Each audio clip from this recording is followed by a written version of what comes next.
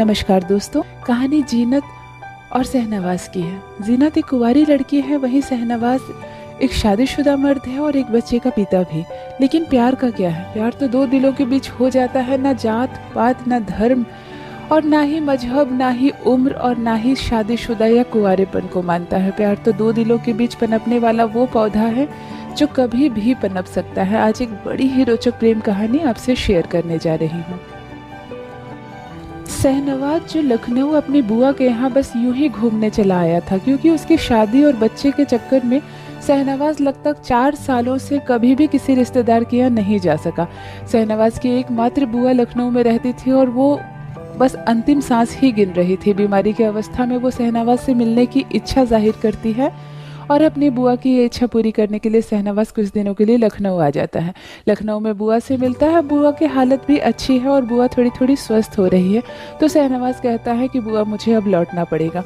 शहनवाज भी लखनऊ से वापस हैदराबाद के लिए लंबी दूरी की ट्रेन पकड़ लेता है और लखनऊ से ही अपने बूढ़े और बीमार पिता को ट्रेन में लेकर जीनत भी उसी ट्रेन में चढ़ती है जो पिता के इलाज के लिए हैदराबाद जा रही है। दोनों लगभग एक ही कंपार्टमेंट में है। जीनत का बर्थ जो सबसे ऊपर सीट में है। जीनत को काफ़ी तकलीफ हो रही है बार बार चढ़ने के लिए। पिता बुजुर्ग है, बूढ़े हैं, इसीलिए उन्हें सबसे नीचे का कंपार्टमेंट मिला है और बीच का कंपार्टमेंट मिल गया है शहनवाज को। शहनवाज देख रहा है कि लड़की बार बार साइड से ऊपर चढ़ रही है। उसने अपने इंसानियत के नाते जीनत से पूछ लिया कि अगर आप बीच वाला सीट चाहते हैं तो ले सकती हैं। जीनत ने कहा कि हाँ, मुझे बीच वाली दे दीजिए सीट, तो मैं अपने पिता को बेहतर देख पाऊंगी। शहनवाज कहता है बेहतर होगा, फिर मैं ऊपर चला जाता हूँ। शहनवाज से जीनत अपनी सीट चेंज कर लेते हैं।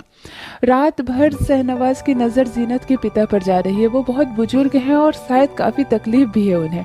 शहनवाज को नहीं बर्दाश्त होता है तो वो रात को उतरकर जीनत के पिता के पैर के पास बैठ जाता है और कहता है आपकी तबीयत खराब है क्या? उन्होंने कहा हाँ, ये मेरी बेटी है और मेरे साथ इलाज के लिए जा रही है। मैं हैदराबाद में ही डॉक्टर को दिखा रहा हूँ और 3 महीने के बाद इस बार फिर नंबर आया है। मेरे सीने में दर्द रहता है, जलन की शिकायत है और अब उम्र भी हो गई है बेटा। अब ज़्यादा जिम्मेवारियां हैं नहीं मुझ पर, बस जवान बेटी है, इसकी शादी कर दूं एक अच्छे से लड़के को देखकर। शहनवाज कहता है हाँ वो तो है बिल्कुल। बेटी की शादी करने के बाद हर पिता बेफिक्र हो जाता है।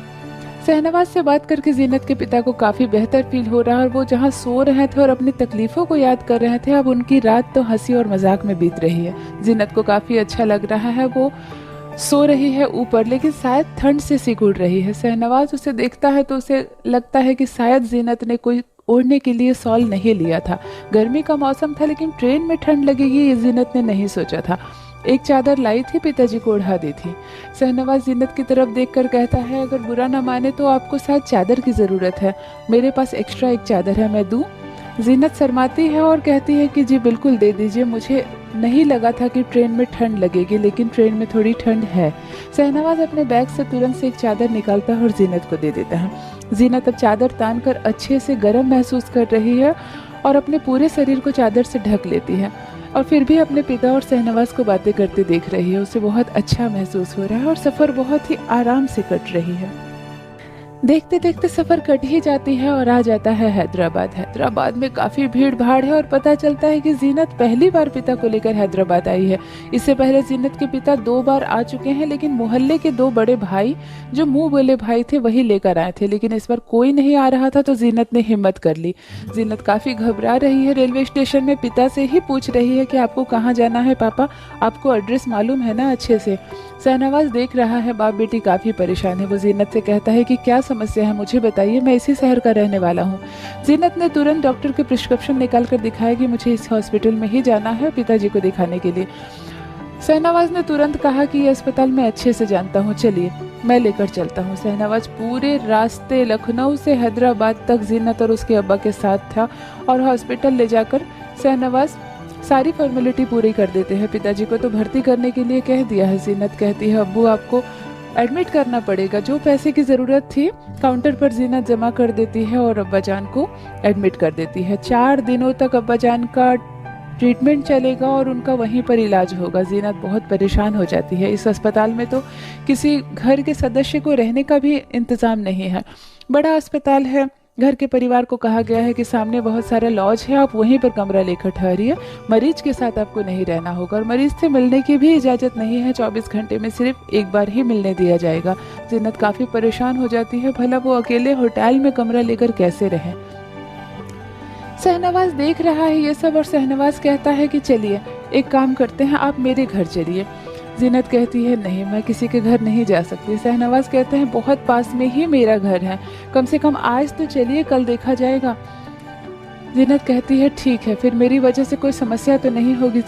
शहनवाज कहते हैं कोई समस्या नहीं होगी, आप चलिए। जीनत को लेकर शहनवाज अपने घर चले जाते हैं, लेकिन जो डर जीनत के मन में था वही होता है।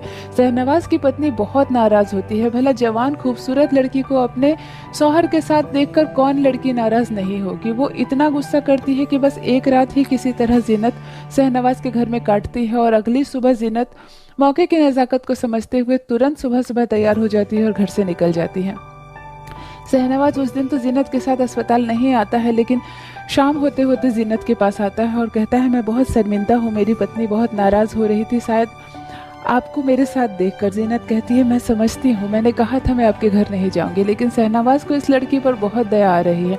वो सामने ही एक लॉज में एक कमरा लेता है और जीनत को कहता है कि आज आप यहीं पर ठहर जाइए। जीनत कहती है मैं अकेले नहीं ठहर सकती, मुझे बहुत घबराहट होती है, मैं कभी बाहर शहर में अकेले नहीं रुकी हूँ।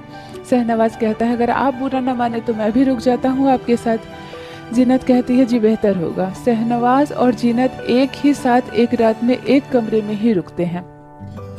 यूँ तो बाहर से देखा जाए तो एक कमरे में एक जवान लड़की के साथ शहनवाज रात में रुक रहा है तो कोई भी इसका गलत अंदाज़ा लगा सकता है, लेकिन शहनवाज के मन में जीनत के लिए बहुत प्रेम और सम्मान है। जीनत भी शहनवाज पर बहुत भरोसा करने लगी है, उसके पत्नी से भी मिलकर आई है और उसके घर को भी देख कर आई है, इसीलिए वो रात पूरी रात जीनत सोती ही नहीं है, शहनवाज से बातें करने में गुजर जाती है। बातों ही बातों में जीनत को बहुत अच्छा लगता है कि वो शहनवाज जैसे लड़के के साथ, इतने ईमानदार लड़के के साथ अपनी रात बिताई है। अब्बाजान को तीसरे ही दिन छुट्टी मिल जाती है, उनकी हालत बहुत बेहतर है, उन्हें दवाइयाँ लिखकर दे दी जाती है और कहा जाता है 3 महीने के बाद फिर आए। शहनवाज अपना मोबाइल नंबर जीनत को देता है और स्टेशन जाकर ट्रेन में टिकट कटाकर जीनत और अब्बूजान को फिर से बिठा देता है और वो कहते हैं कि आप प्रॉमिस कीजिए कि 3 महीने के बाद आप फिर आएंगे तो मुझसे कॉन्टैक्ट ज़रूर करेंगी, आप अकेले इस शहर में नहीं भटकेंगी। जीनत कहती है बहुत बहुत शुक्रिया, आपके जैसे आदमी हर शहर में नहीं मिलते हैं, आपने काफ़ी साथ दिया हमारा। शहनवाज कहता है शायद यही इंसानियत है और यही प्रेम है, आप आराम से निश्चिंत होकर जाइए और कोई भी समस्या हो तो मुझे ज़रूर कॉल कीजिएगा। उस दिन जीनत और शहनवाज एक दूसरे से अलग हो जाते हैं, दोनों दो रास्ते पर चल जाते हैं, लेकिन जीनत के दिल से शहनवाज कभी नहीं जाता। हमेशा हमेशा के लिए जीनत शहनवाज की इज्जत करने लगती है, मन ही मन उससे थोड़ा सा प्यार भी करने लगती है, लेकिन वो जानती है इस रिश्ते की मर्यादा कहाँ तक है। शहनवाज को उसके अब्बू भी बहुत याद करते हैं और कहते हैं बड़ा नेक लड़का था, बहुत साथ दिया उसने। यूँ मिलते हैं जीनत और शहनवाज और बस एक रात साथ रहकर बिछड़ जाते हैं और शायद फिर कभी ना मिले। इसी उम्मीद के साथ जीनत वापस अपने अब्बू को लेकर अपने घर चली जाती है। ये थी दोस्तों दो अजनबी के मिलने और आपस में एक रात बिताने की छोटी सी कहानी। आशा करती हूँ दोस्तों कहानी आपको अच्छी लगी होगी। मेरी कहानियाँ रोचक लगे तो चैनल को सब्सक्राइब जरूर कीजिए। धन्यवाद।